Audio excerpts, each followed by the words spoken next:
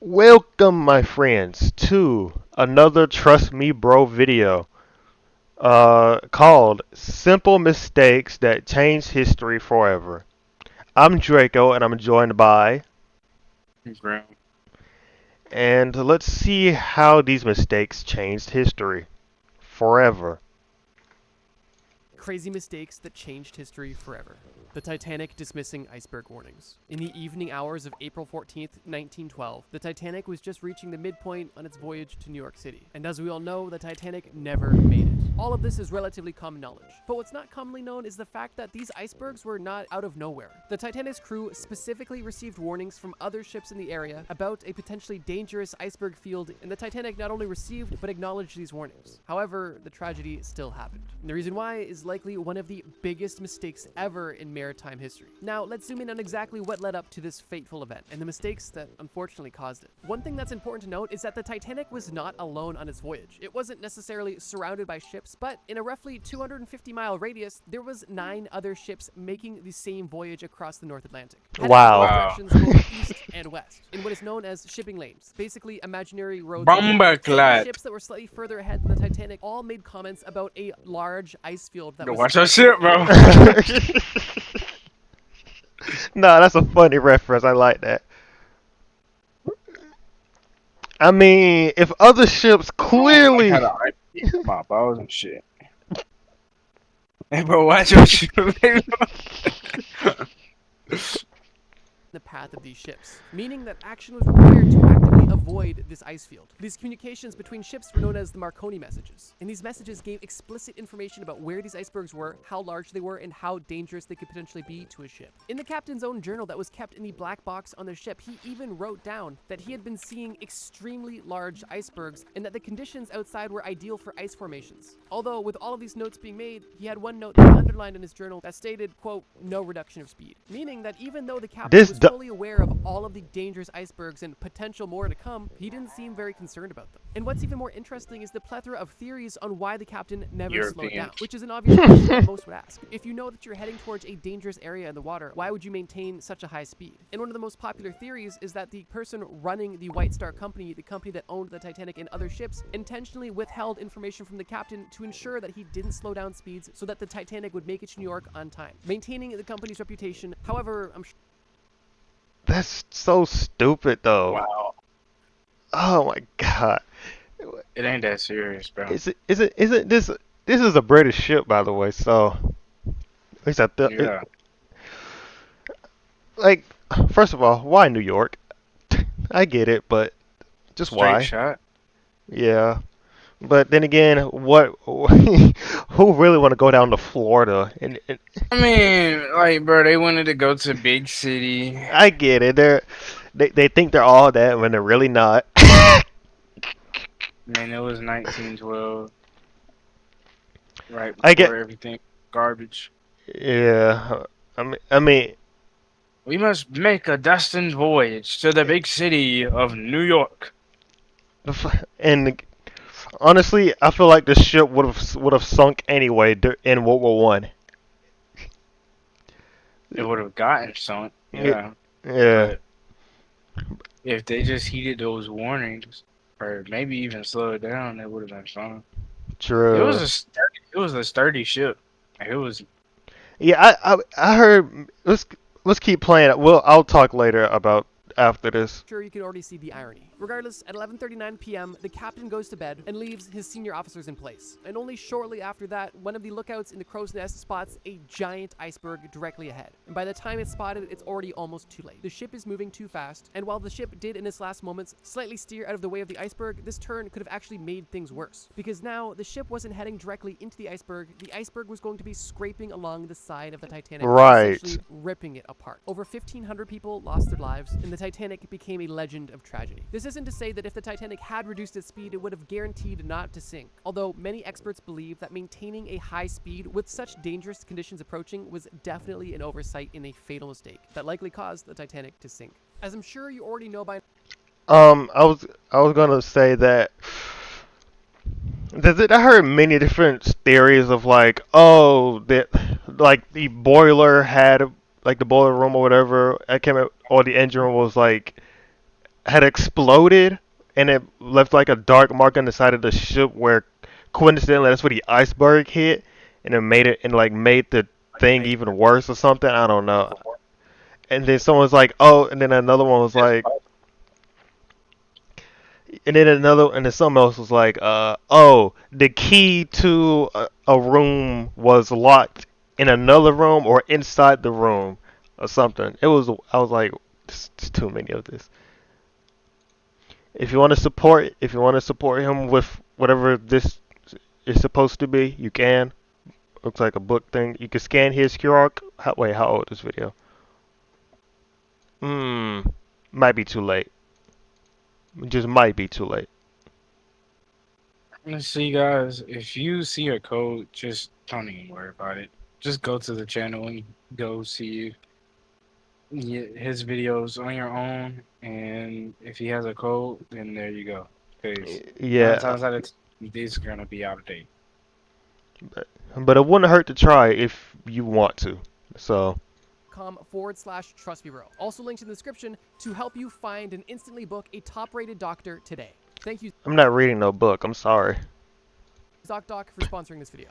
The dropped helmet downfall. In 547 BC, there was a city known as Sardis, and during this time, the city of Sardis was under the rule of Croesus, the king of Lydia. The kingdom of Lydia, for context, would be in modern-day Turkey. Now, what's interesting about Sardis is that this city is extremely well fortified, both geographically and architecturally. And what I mean by this is that Sardis wasn't only just a city with huge castle walls, it also was built on top of very steep mountains, meaning that this was one place that you would not want to try to siege simply because of how unoptimal this place would be to attack. Croesus would have such an advantage when it comes to high ground invisibility and knowledge of how to navigate the landscape. Anybody who would try to attack and siege the city would essentially have a death wish. That was until Cyrus the Great entered the chat. Cyrus the Great heard that Croesus was actually busy doing some other battles that he wasn't doing too well in. And because Croesus wasn't doing so well, he disbanded his troops and was basically taking the winter off to try to refight in the next spring. But when Cyrus the Great got word that Croesus was disbanding his troops, he figured now would be the perfect time to try to siege this impossible city. And that's what happened. Cyrus and his troops showed up on the ground outside of Sardis, and Croesus, kind of shocked that they were even there, quickly gathered all of the troops that were within the castle walls, and a battle ensued. Interestingly, Cyrus actually won this initial battle outside of the castle walls. However, Sardis was still not sieged, and was still believed to be unsiegeable. And Croesus himself was still confident they would never get inside the city walls, and his confidence wasn't unfounded. There was literally ancient prophecies stating that this well-fortified city could never be captured. Stop the cap. Until one tiny mistake was made. One motivated soldier in Cyrus's army was taking a walk around the mountain when he found himself near the back of this massive mountain, simply looking up and watching the city, when he noticed one of the Lydian guards at the top of the hill. The Lydian guard didn't notice the soldier, so the soldier just watched him to see if there was anything he could learn. And what happened definitely changed history. The Lydian soldier, not paying attention, accidentally dropped his helmet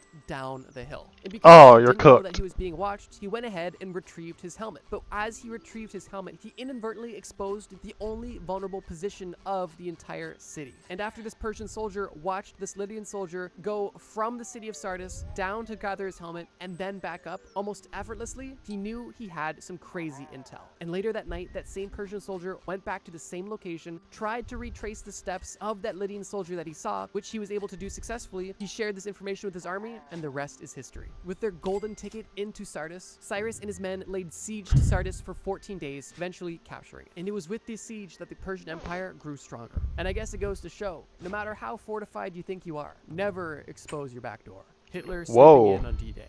June 6, 1944 signifies a massive win for the Allied powers in World War II. American, Canadian, and British forces were able to storm the beaches of Nazi-occupied Normandy in France, giving them the leverage to truly sink their teeth into the Axis powers, allowing them to ultimately win the war. And while we're all grateful that things worked out this way, why did it work out this way? At the time, there was a very real and dystopian possibility that the Nazis could have won D-Day and history would have looked a lot different. But that's a bit off topic. The biggest contributors to the Allied powers' success on D-Day comes down to two major points. One being the Allied powers' general clever strategy, and the second being a general lack of planning and communication in preparation for this attack. And when I say in preparation, I mean the Germans knew that the coast of France was susceptible to an attack, and they were at this point expecting it. But the only problem was they didn't know where the Allied forces would attack, and this was the major problem internally. Hitler and other high-ranking officials believed that Pas de Calais is undoubtedly where the Allied powers would try to land. However, other officials believed that Normandy was also a possibility. There was no general consensus on where they could have landed, and Hitler's solution was to spread out troops all across France's shoreline. And while this seems logical, it had a major flaw. No one individual location was extremely well equipped, and when the invasion did happen, it would take some time for a counterattack from the Germans to gather all of the other troops from the shoreline to the one area where the actual battle was happening. This mismanagement alone could be considered its own historical mistake, but it doesn't end there. Due to some previous red herrings that the Allied powers threw, specifically staging a false invasion on Pas de Calais, when the actual attack on D-Day happened, German troops weren't sure if this was a real invasion or simply another distraction, which leads us to the situation I mentioned earlier. On the morning of D-Day, when the attacks started happening,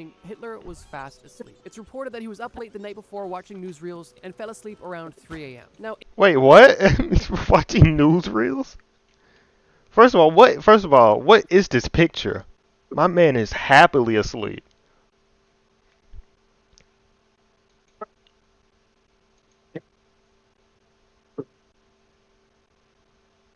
Hold on, you're going in and out for me, bro. Like, like not a word is coming through.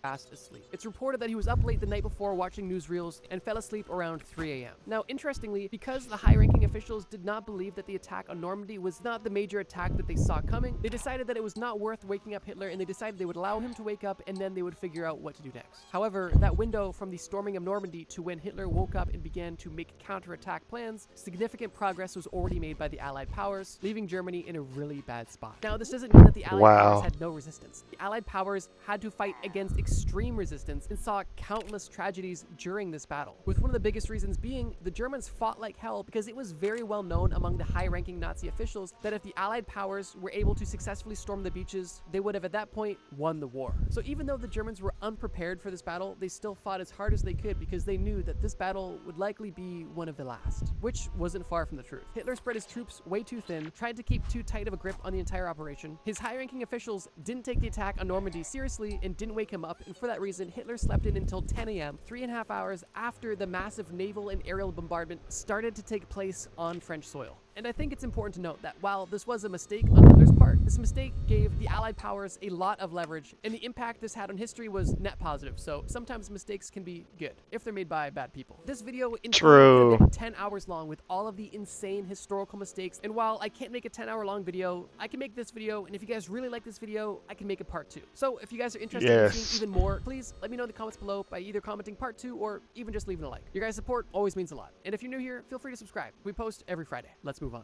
The Trojan horse. Right off the bat, I'm going to say there's definitely a lot of skepticism surrounding the entire Trojan War situation. At this point, archaeologists and historians are pretty certain that the Trojan Wars, happened, although there is a lot of legend and myth surrounding the entire situation, specifically demigods and divine intervention and things like that. Another very popular possible myth is the Trojan horse situation. And while it's not exactly proven to be true, it also hasn't been proven to be false either. So keeping that in mind, I'm going to tell the story as there is real historical roots, and the story is still rather compelling and interesting. So as the story goes, during the Trojan Wars, the Greeks came up with a very interesting method of attacking the city of Troy from the inside. That method involved a large wooden horse. Now, some versions of the story claim that the Greeks actually gifted the horse to the Trojans as a peace offering, saying, hey, we don't want any problems, here you go, you can have this horse. But another version of the story that I think is more plausible, assuming the situation is real, is the fact that the Greeks were extremely deceptive with how they delivered this horse. Some versions of the story claim that the Greeks intentionally left the horse near the city of Troy and made it seem like they spent so much time on it, but then at the last minute abandoned it for mysterious reasons. Information was given to the Trojan authorities saying that the Greeks were building this horse as an offering to the god Athena, and because the Trojans didn't want the Greeks to have any sort of divine superiority, they decided they would steal the horse and offer it to Athena themselves, then getting preference from the gods. Both stories are right out there, but I do believe that them stealing it for their own gain is a lot more likely than them accepting a massive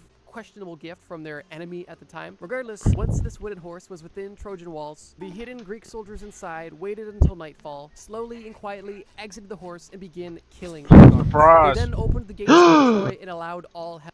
held in great use. And while I'm keeping this one a bit short, simply because there is very murky facts associated with it, the city of Troy did exist, it did fall, and the Trojan Wars were a thing. The exact details on the ongoings are interesting. And while the story of the Trojan horse is more or less at this point considered legend with possible historical roots, it's definitely not confirmed. And while it's hard to say that that situation that maybe didn't happen changed history forever, I still think it was worth mentioning. Because whether the situation happened or not, we still learned a valuable lesson from this legend. The Bay of Pigs time zone confusion. The Oh, Bay of no. Pigs invasion was a failed military operation by the USA on Cuba during a time when Fidel Castro was gaining a lot of power within Cuba and getting I'm telling you, we should have just nuked Cuba. really friendly with the Soviet Union, and America did not like it whatsoever. The US president at the time, John F. Kennedy, decided that his best course of action was to secretly try to overthrow Fidel Castro, but in a way that left him some plausible deniability. And that alone is kind of a mistake on his part, because him being half in, half out definitely was a major contributing factor in the Bay of Pigs invasion failing. But it's not what I want to focus on this point, because I think there's an even smaller and even more hilarious mistake that took place during this already failed operation. There's a lot of nuance to the situation, but for a bit of additional context, when John F. Kennedy was running for president, he was running on a very anti-communist sentiment. And after he got into power, when there was a neighbor south of the American border who was very communist, he had to do something about it. But there was an issue. Cuba was getting close with the Soviet Union, and this was during the Cold War, so Kennedy did not want to rub the Soviet Union the wrong way. But at the same time, if Kennedy did nothing about Cuba just becoming this communist society, he was going to look passive to the people that voted for him to help eliminate communism, which is why he decided to be a bit sneaky. And by sneaky, I mean he literally assembled an army specifically of Cuban refugees in America. And he even went as far as painting an American B-26 bomber to look like it was Cuban, so that when it was bombing Cuba, it wouldn't look like America was involved whatsoever. Although the bomber was almost instantly known to be American as soon as it was seen flying over Cuba, which is kind of what exposed the entire situation, but we'll get into that. The ultimate goal from the American perspective was to simply invade the Bay of Pigs, build a small base in that area, and through the successful landing of troops in the Bay of Pigs, through the power of that army and through the power of locals now feeling emboldened to rise up against this communist government, they would easily be able to overthrow the government, kill Castro, and have a new capitalistic society installed in Cuba once again. But there was a few problems. One, the American forces, more specifically Cuban refugees fighting on America's behalf, did not have proper support for reasons we'll get into. And also, the government actually underestimated how popular Fidel Castro actually was. The invasion started with a bombing raid from American planes on Cuban soil, and then the following day, troops were on the ground in the Bay of Pigs. However, at this time, the plan was relatively exposed due to that plane being poorly disguised and seen early. And because John F. Kennedy didn't want to catch the blame for having this entire invasion, he almost instantly withdrew all air support that was deemed crucial to the mission, basically leaving the troops that he had just sent to die. He withdrew the support to have plausible deniability that, oh, I didn't want that going on, but in reality, that's exactly what he wanted. And all he did was just ensure the failure of that invasion. And due to the lack of support, the invasion only lasted 3 days, and the Cuban forces from America were either killed or surrendered. Now, this is where time zones actually come into play, because during this situation, as a last-ditch effort, a bombing plane was actually sent from Nicaragua to help provide support. However, Nicaragua is in a different time zone than Cuba, but the bomber jet pilots did not take this into consideration. So when there was plans for the bomber jet pilot to be accompanied by Cuba, there was an hour difference between their plans, meaning in this last-ditch effort, this bomber plane was unescorted by fighter jets, leaving it extremely vulnerable, cutting that plan short too when the time actually came. And this sort of last-ditch effort failure was the nail in the coffin. And the backlash because of this failed Bay of Pigs invasion was the following. One, Fidel Castro only grew stronger as a leader because in the eyes of the Cuban citizens, he had just defended the country from an attack from the American government, the biggest military machine in the world, making him look like an extremely strong and powerful leader. And besides, again, we should have just nuked Cuba. Even more, this made Fidel favor the Soviet Union even more, which is why this situation was basically the catalyst for the Cuban Missile Crisis, which only happened a year later. So yeah, although there was military fighter pilots that were not able to remember time zones between Nicaragua and Cuba, leaving a bomber plane completely vulnerable, that's more or less of an oversight in this entire operation that was ultimately a huge failure for the American government. And this definitely had very serious historical repercussions.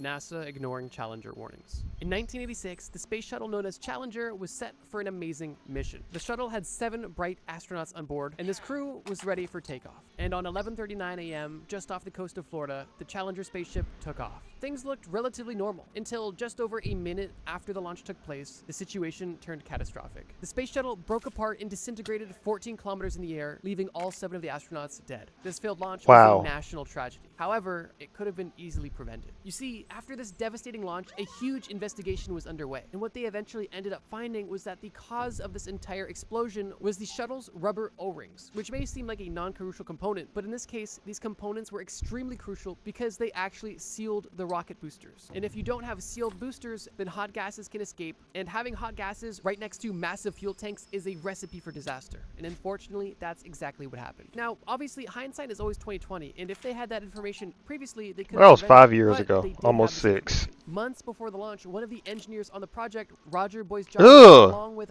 other that is a creepy looking dude. engineers both repeatedly warned NASA that the O-rings on the boosters may not function properly in low temperatures. But these weren't just verbal warnings. Boyce Jolly even submitted a formal, detailed memo emphasizing the serious concerns and the potential deadly consequences. And even though numerous engineers warned about a potential fatal flaw with this launch, NASA ignored all of the warnings. Obviously, the mistake in question. But it doesn't end there, because once it was clear that NASA was not taking these concerns seriously, a group of individuals formed, making it their mission to stop this launch for the safety of the astronauts, although they didn't have the authority or support to actually prevent the launch from happening. And despite NASA being aware of the potential flaw, the launch still took place, and the world lost 7 astronauts, and NASA lost a lot of trust. One of the most devastating parts of this entire situation is that NASA knew that the specific failure of this O-ring would only be triggered by a cold environment. And even with this information, they decided to launch the rocket in January, which in Florida Wow. isn't typically Oh that my cold, God. but this day that it launched was particularly cold, and even still, with both of these factors, they still continued to launch on that day. When doing Idiots, research for bro. this section, I actually watched a video by Free Documentary on YouTube that has a full 50-minute breakdown on why this entire situation happened. And while I totally recommend going and watching that, and I'll leave a link to that in the description, I wanted to quickly highlight the comments, because there was a lot of people commenting on this video that had personal experiences that were honestly heartbreaking. One of which comes from Leslie, where she states that her father was actually one of the engineers who tried to stop the launch. However, because him and other engineers weren't able to prevent the launch, when the eventual launch ended up happening and taking the lives of 7 astronauts, her father, as well as other engineers, became severely depressed simply because that they felt they had failed the astronauts and even had a hand in killing the astronauts because they were unable to prevent the launch, which is truly terrible. Obviously, they were not responsible for the deaths whatsoever and actively tried to prevent them. However, NASA was unwilling to take their advice. The Chernobyl disaster. The story of Chernobyl is one that we are all likely familiar with at this point in time, but it cannot be understated how much of an impact this tragedy had not only on innocent civilians, but also on the outlook on nuclear power for decades to come. Ironically, the Chernobyl disaster took place once again in 1986. Not a good year for global tragedies. And while this situation was different, it did have some overlap, specifically with the fact that this disaster too could have been easily avoided with simple safety regulations. The Chernobyl power plant was one of the most advanced in the entire country. Specifically, Reactor 4, the reactor that exploded, was the newest, only being made 3 years before the disaster. On the day of the tragedy, a safety test was supposed to be carried out by the day crew during their shift. However, they did not carry out the safety test during the day, so the night crew had to take over. This doesn't seem like Why? a big deal until you understand that the night crew was not nearly as trained as the day crew, and they were not supposed to be doing safety tests. However, in this case, they did. They had minimal time to actually prepare for how this was going to happen, or how to properly deal with any sort of adversity in case something went wrong. And on top of their poor training and lack of experience, the Soviet Union was also very secretive about this technology in general. So even the people that were experienced in the situation were not fully in the loop with how everything was even operating to begin with. However, the night crew went about doing the safety test, and this safety test is exactly what resulted in the explosion of Reactor 4.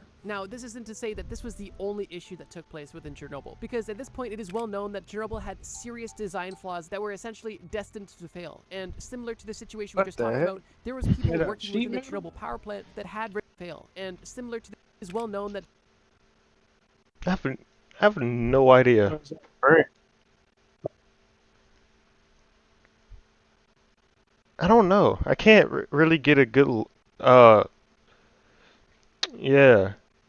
Chernobyl had serious design flaws that were essentially destined to fail. And similar to the situation we just talked about, there was people working within the Chernobyl power plant that had reservations about the entire system that they were even using. Although, once again, their warnings were ignored. One of the biggest design flaws was that Chernobyl actually had a positive feedback loop when things were not going good. In most other nuclear power plants, if things were to get out of control, there would be a negative feedback loop, meaning that even without any human intervention, if the power plant was out of control, the reactor would by default cool down, produce less energy, and eventually fizzle out. However, with Chernobyl, things were designed with a positive feedback loop, meaning that if things got out of control, the generators will only get hotter and hotter, creating more and more power, which would only get Wow. hotter and create more power until the initial What? explosion. On the day of the actual explosion, only 2 people died. Although in the 2 weeks following the explosion, 28 firefighters who were working on putting out the actual fire that took place in combination with the exploded reactor died due to radiation sickness. That's over 10% of the firefighters that helped put out the initial fire. Immediately after the explosion, 115,000 people were evacuated from a 30-kilometer radius, and 8 tons of radiation were shot into the atmosphere, which eventually made its way over almost all of Europe. And after everything was said and done, the toxicity of the radioactive cloud that came out of this explosion was equivalent to 400 Hiroshima atomic bomb explosions. Not in terms of Jesus. actual explosive disaster, but specifically in terms of radioactivity. As of right now, this entire situation cost over 700 billion US dollars, and today the cleanup is still going on, and the total cleanup for the Chernobyl situation is expected to be completed in 2065, almost 80 years after God! the accidental discovery of penicillin. Yep, you've heard me right. This video has been relatively dark, so I figured for the last entry on this list, I'd leave it on a positive note. In 1928, Scottish physician Alexander Fleming was studying a specific Fleming? bacterial culture. I know a And during Fleming. his study, he decided that he would leave his culture plate out on his workbench over the weekend. That's not so odd. But what was odd was the fact that when he came back on Monday morning to check on this bacteria culture he had left out, he had noticed that there was mold growing on the plate. Now, initially, having mold growing on your bacteria culture means that the sample is just worthless and you have to start again. But he noticed something interesting. The bacteria that was surrounding this mold was destroyed and didn't exist anymore. And this gave him an interesting idea. He began to continue tests to see how powerful this mold could be when it comes to neutralizing and destroying bacteria. And it was this observation that eventually led to penicillin, the world's true first antibiotic, which at this point has saved millions upon millions of lives. The mold is known as Penicillium notatum, and that little bit of mold just magically appearing on Fleming's culture plate undoubtedly had a massive impact on history forever. And just goes to show, sometimes something you perceive as negative actually ends up being the best thing that could possibly happen to you. And just imagine what could have happened if Alexander wasn't feeling so inquisitive this day and just decided to angrily throw out this culture plate because it wasn't to his liking and had mold on it. History is truly wild. But what else is wild is that you're still watching this video and you haven't subscribed yet. If you are subscribed, you're a true bro. And if you have Listen, listen, listen, listen, listen, listen, listen. Listen, listen, Bro. listen, listen, listen, listen, listen. I Listen. like how you're struggling to navigate the YouTube like you are. It's like, bro, like, yeah, we really didn't need this. Look. Oh dear God, what is happening? God! Look at it, look at it, look at it. Already subscribed with Lord, notifications. what happened? There we go. Much better. Anyways, if you enjoyed this video and maybe you can make a mistake that could change history forever. That's not gonna happen. Um yeah, I mean I enjoyed this video. Did you enjoy the video? Yeah, I did. Well, if you enjoyed it, I enjoyed it, then surely the subscribers enjoyed it as well. But we can't say for certain right now. we could just force them to enjoy it. Imagine that. But I'm gonna sit here and like this good video. anyways, uh, I'm not sure if I have anything to input with this, except for Cuba. Like I said, we should have just nuked it immediately. But peace out.